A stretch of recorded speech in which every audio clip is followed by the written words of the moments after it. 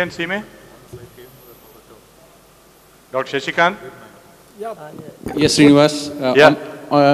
We have on the chair Dr. Sandeep Mishra there, so you can coordinate with him. Yeah.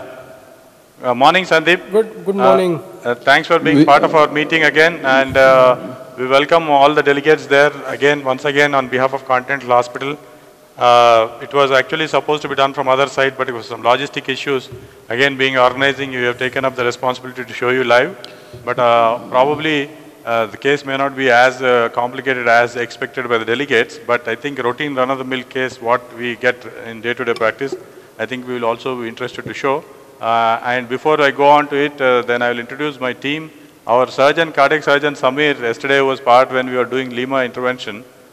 He was here and he presented a heart team concept there. And we have other surgeons, Sai Krishna, standing with us, and then all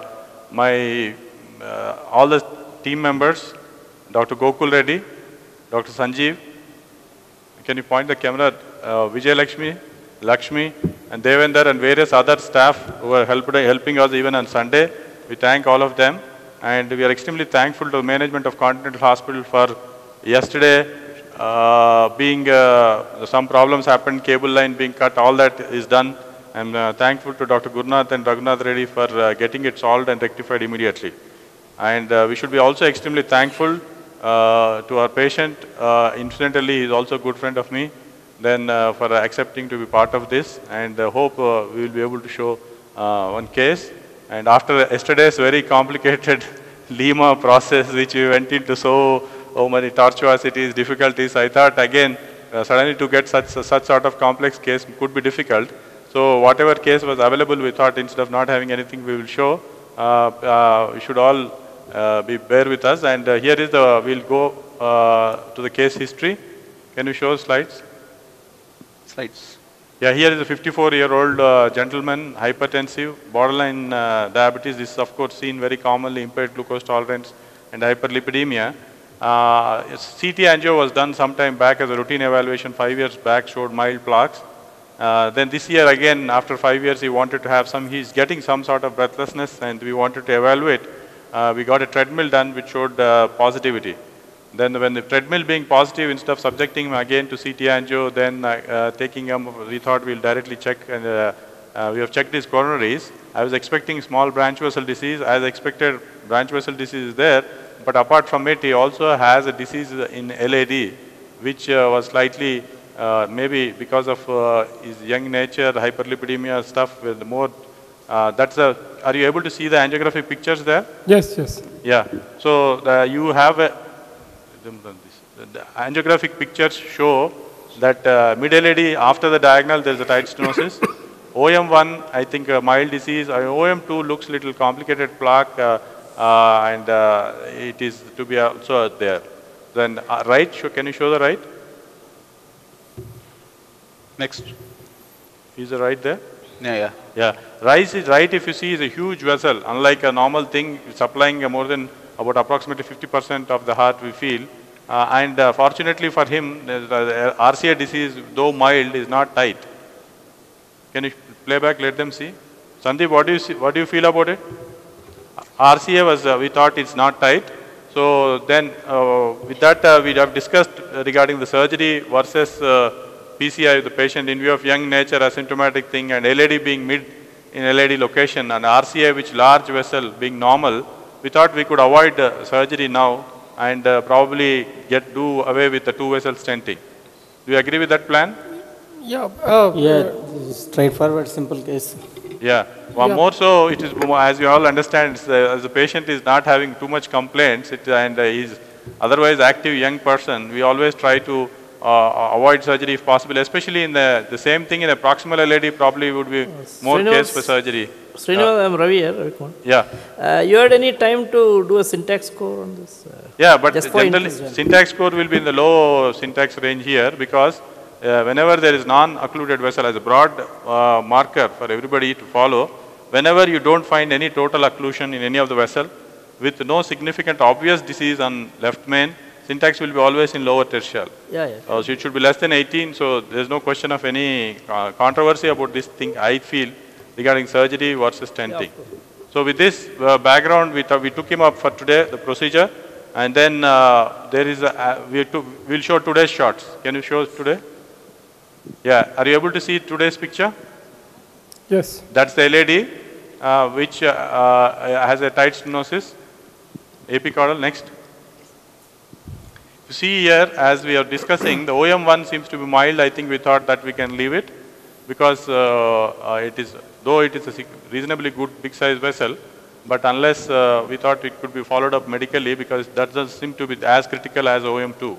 OM2 has a complicated plaque which has a bifurcation type of disease there, and sometimes it could be difficult in crossing such lesions. So we thought ischemic part of LAD also will be taken care, but as a rule for all delegates I want to mention that whenever you are planning a strategy, whichever lesion is critical, you should tackle that, and if it's symptomatic, more so.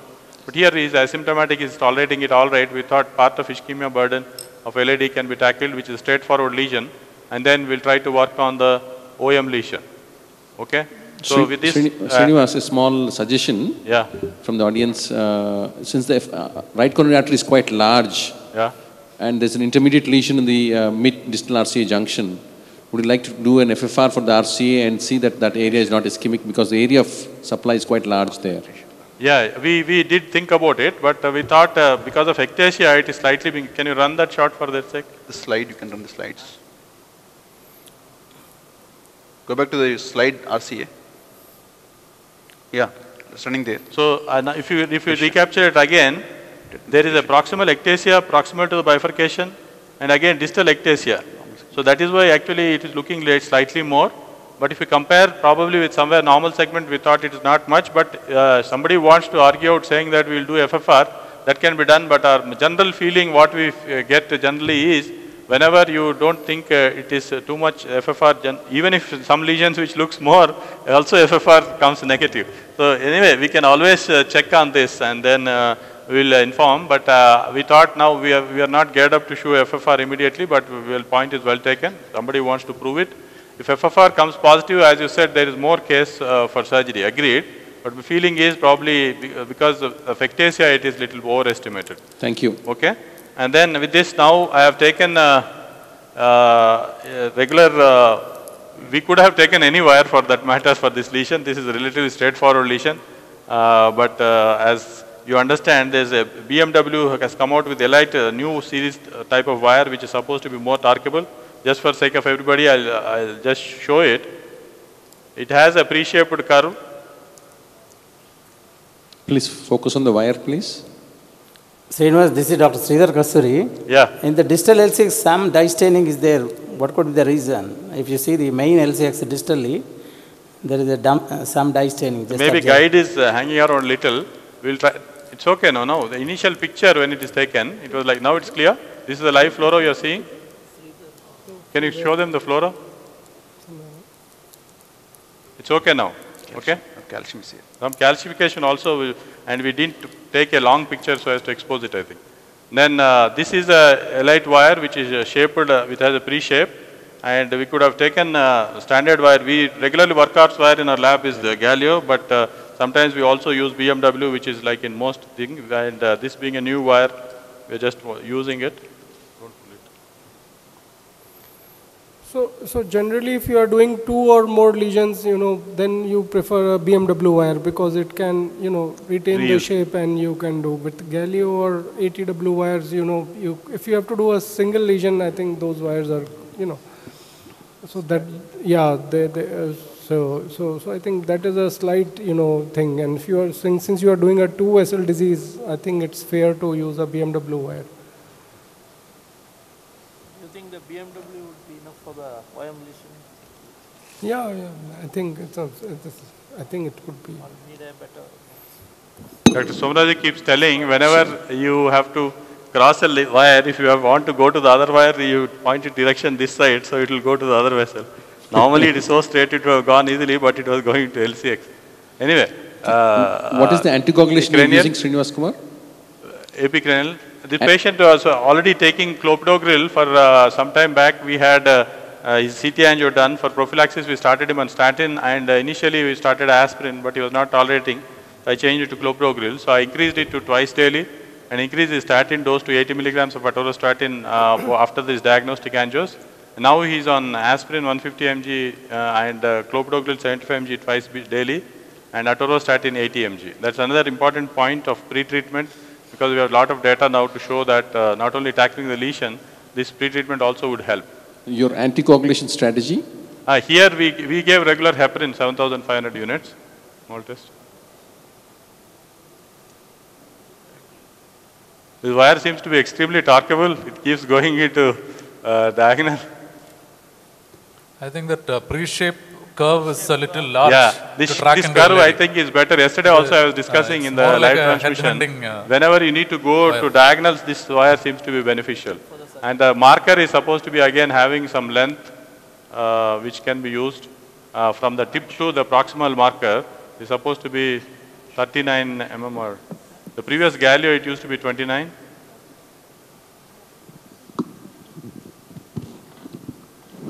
It's always preferable, some points I keep talking for the sake of everybody because a lot of youngsters, so please don't mistake me, Sandeep and other seniors, Sridhar, other things. The wire is tending to seek branches, it's always better to get it back into the main vessel so as to avoid, especially when you're using whisper wire, thin other wires which are more hydrophilic, they keep slipping and we may end up with straightforward lesions, end up with small perforations. It's always better to have, see that wire again already slipped into distal vessel. So you need to be careful. And what is your opinion? You want to predilate or take a direct stenting? In general, as a policy, we try to avoid predilatation if it is ACS or acute MI type of scenario. But in chronic stable angina lesions or asymptomatic TMT positive lesions like this, as a policy, we feel it is preferable to predilate and prepare the bed well. And we have taken a 2 into short balloon because the lesion seems to be very small. 2 into how much? 8. 2 into 8. This seems to be little tighter lesion, so it could be underfilling the distal, and you don't know the exact stent where exact extent of the stent that will be required. So it's a good idea to predilate. Yeah, that is another advantage. Sometimes once the lesion is opened up, then you could assess the real vessel size. That will help in exact sizing of the stent. Yeah. Right. So this is a 2 into 8. I would have preferred a 10 mm thing because 8 sometimes keeps slipping. 8 is like, slipping, yes. But they said the 10 mm is not available and another 14 is available, 12 is available. I thought we'll take a short balloon rather than long. We'll see. But one thing which we need to keep with this balloon is it tends to keep slipping out when you're inflating and milks out into normal segment. So, but we'll try to hold it and see. And now I'm taking it inside. If you see it, there is slight resistance there, calcium, I'm trying to push it in, and then I think it is across. Small test. Okay, let's take a scene. I think it's exactly placed. Go ahead. Came back. Small test. And predilatation, I think, is a very important part, especially when you see calcium, because we wouldn't want to face an under-expansion of a stent after deploying it. Yeah, especially with complex lesion, vessel preparation is extremely important. And also with, if you are planning BVS, then you have to properly prepare the vessel. So what is your strategy of especially when you are taking BVS, you are supposed to size it to the optimal size balloon. Rather than in a metallic stent, we take a smaller size balloon and try to open it up, and then we are happy if it opens a little. But what is recommended for BVS, I think, is optimal. You dilate it with suppose you are thinking a 2.5 vessel, take a 2.5 and predilate. Would you like to go for a 1:1 predilatation or would you like to go in for an undersized balloon? What is recommended? Actually, to be frank enough, generally, if you prepare it like optimally, it is better. But logistic issues and many times the bigger size balloons difficult to track. We generally tend to take little undersized balloons and predilate, and then instead of opening another balloon, we tend to take the stent. That is the realistic scenario I'm talking of. But maybe if you dilate it optimally, maybe it may be better. But even if you, because the metallic stents have radial strength more, it may be okay even if you predilate with small and take a little bigger size stent. Now, after this, now what we have to decide is if you see there's a plaque extending proximal to the septal and also after the diagonal. I didn't want to come too much back because we probably thought we'll do a focal stenting at that point. And but otherwise, if you are, people could argue out if you are using DES, you could as well treat it the entire segment. What do you feel? Will you do a spot stenting there, or you cover the entire segment? I think being a diffuse early disease vessel, Yeah. I mean, an IVUS evaluation would be good to decide the extent. You can see the IVUS, see the morphology extent up to the diagonal. Is it there any disease there? I think 20 would be ideal. That's more than enough. 20 into 3. Initial, show the first picture. The initial plan actually was, frankly, sin minus. To avoid that proximal mild lesion proximal to the septal, because I thought it is not very tight. Next, if you go to the other next thing is after the diagonal, if you have to cover the entire thing, you will cover onto the larger diagonal. So if you are forced to do it, that is different, but otherwise as far as possible you can avoid the origins of the diagonal. So we thought we can do a focal stenting from just hump which is there proximal to the lesion to the distal portion. But as agreed, if there is a plaque or something there, if it dissects proximally, then you will be left with no choice but to cover the entire thing. So, but if you take a optimal size stent and just go up to nominal pressures and inflate it, if you can get away without covering the entire length, I thought he is being young, it could be a better option. But you could argue both ways, especially with DES, to cover the entire thing. But I don't want to compromise that relatively larger branch in which the diagonal was going. So I thought we'll let the lesion middle AD be middle AD and then try to tackle the tightest portion and then follow him up. So if we are planning to do, if you do IVUS and if you feel the proximal LAD also is important, which we didn't think before, then I feel there is a more case for surgery also in such patients, because the long segment disease, if you have to tackle entire extent from the proximal portion to mid segment, then it becomes like a relatively proximal vessel, long segment disease, also disease in 2 OMs and some disease in RCA. It could be more going towards surgery. Because our plan was to treat it like a middle AD, I am thinking that we will tackle the middle AD thing, and then if you are forced to tackle the more proximal portions, we will see. If you see there, that freeze portion now, I think there is a stump just proximal, there is a small hump which seems to be relatively healthy. So I thought I would start the stent there and end up put a small focal stenting. And then we will see the fall. And at any point, Shashikant, I think if time is over, I don't want to appear that we are taking too much long time. You've got another 10 minutes. You can please stop me anytime. Anyway, we'll quickly finish off this LAD at least. Yeah. What size tent you prefer? Can any panelist opinion there, Dr. Sandeep? Yeah, I think 315 something. 312?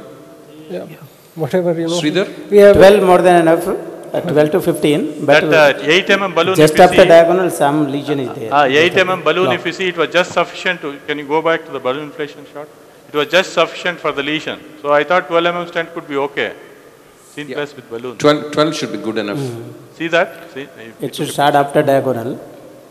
Yeah. See this?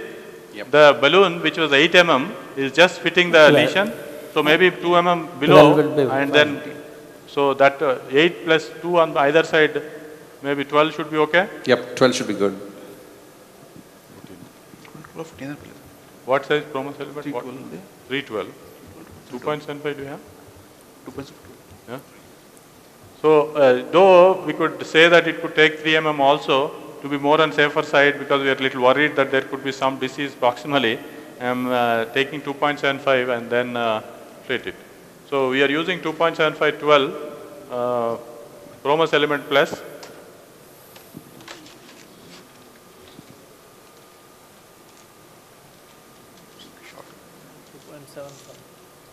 There is a lot of literature and coming up with all the newer generation stents, especially when they have thin stent struts. You should be relatively careful in pushing them and then handling the stent delicately as like a good, beautiful female, so that it should not be compressed too much, or if we push it, then there could be sometimes we have noticed stents shortening. Do you have any experience on that, Sandeep? Yeah. Srinivas, yeah? There's a suggestion from the audience. Yeah? This is a young patient. BVS, yes. Why don't we think of BVS? I agree this. We were contemplating this also. But there's not much of a calcification there. Yeah, it's a short lesion. That's what. But we'll be forced to put. We have a 318. There are two concerns. One is 18 could come closer to the diagonal, and then size of 3. I'm little uncomfortable. Could become a little more, and then various other reasons also. So that's how we are avoiding BVS. Anyway, you can show us the new technology of that Promise Element Plus, where you have the double balloon. Yeah, you can see this. Demonstrate to us. Can you focus this? Actually, patient also wanted to see, but he's sleeping. We will show it, and then probably when inflation, you will understand it. I am taking it gently inside.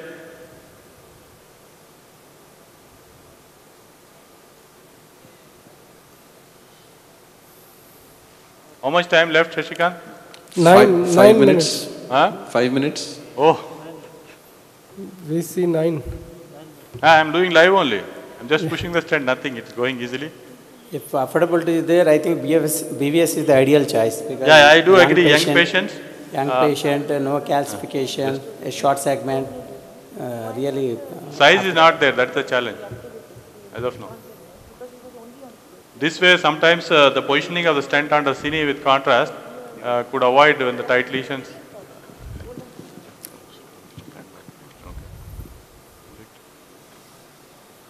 Okay, go to the previous view also once. Would you like to keep him on a different antiplatelet agent other than clopidogrel in the situation? Yeah, there's data now, especially in young patients, probably prasugrel could be better, especially if diabetic, then generally we could put it. Now we also have ticagrelor. Generally ticagrelor, we use it in patients who have slightly more bleeding risk, you feel, because of this itself looks arteriocranial, come back. Bleeding risks like renal failure and stuff, where you want a little more potency but more risk of bleeding, we prefer ticagrelor. And then patients are not less chances of bleeding, like this young patient, we can as well have prasugrel. I think, is this position okay? Maybe a little bit distal, I think so. Go millimeter down? I think so. Yeah. Otherwise, carina will shift. Sometimes it may pinch the diagonal. If you shift, slightly push, that's better. I think that should be all right. Yeah, this looks good. Yeah, that looks good. That's fine. Distally, is it okay? I think distally it seems like minimal. Okay, small test. Yeah. Okay, this is okay. Yeah. Yeah, go ahead.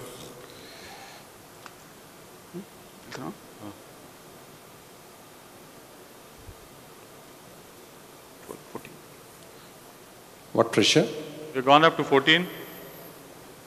So I think the lesion yielded at 12.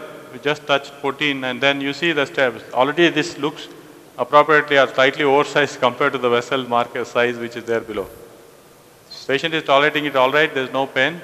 Will deflate. Deflate. Dr. Sandeep, how long you keep the stent inflated nowadays?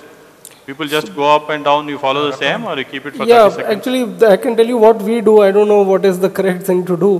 What we do is generally, what is the length of the, because we have seen that if it's a longer stent, it takes little more time for it to get adapted to the vessel. So if it's a long, we go little longer. So for example, 28 stent, we go 30. 20, 32, we go 35, something like that. And if it's a shorter stent, then like for example, this 12, we would go at most 20. 15, 18, something like that. The current recommendation, I think it's a minimum of 25 seconds. Even for a shorter stent? I mean, that's what it is. Okay. Yeah, that's a point well taken actually. Longer stents, definitely you should keep them inflated so that it expands well.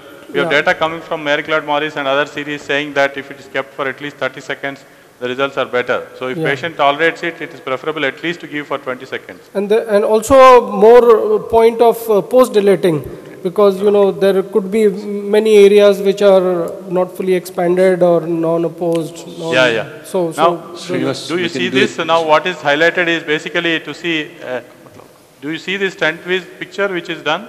Stent boost? Stent boost in this G lab, it is called a stent boost. We are not able to see it. Achha, maybe they are not getting it. Can you focus on this screen?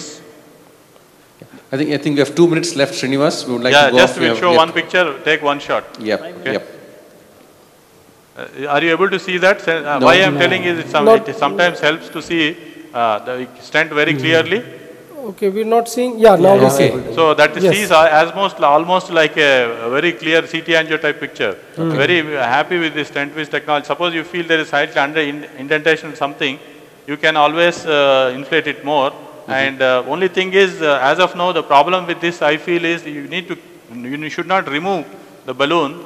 We should keep it in like this and then record a long cine so that computer reconstructs to the StentWiz thing. So as the time is short, we'll just take a quick shot. Yeah, Srinivas, the only thing is that with this stent boost technology, you can see the expansion of the stent. Yeah, yeah. But the apposition part you cannot make out. Yeah, true. So that still there is some role for IVAS there in it. Yeah. That's fine. But at least you can of course see how. one more thing is the latest version stents, the Promus element, actually this is more radio opaque. Right. Sometimes for other stents which are less radio opaque, Right. this may be more relevant. Yeah. Yeah, I'll take one minute of yours last, then we'll leave you. Okay, you ready?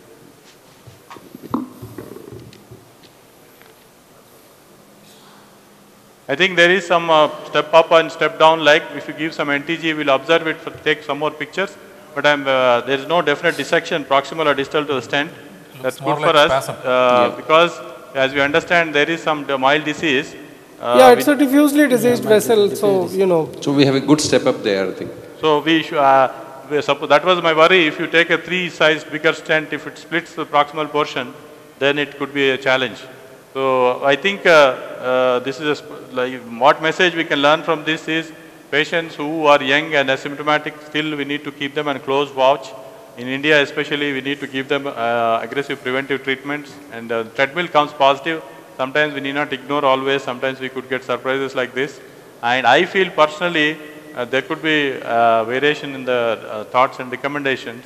As long as possible, we should try to avoid surgery, and if slightly diffuse diseased vessels, focal spot stentings, taking care of the diseased tightest segment and maintaining others with preventive treatment with a high dose statin could be beneficial rather than covering everything even in the era of DES.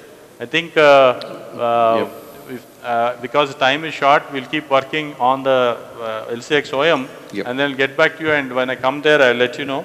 If time permits, we'll show it. Otherwise, I thank you once again for all of you for patient listening and seeing. Before we close, do you want anything else to be shown? That's fine then, okay? Okay, thanks Srinivas.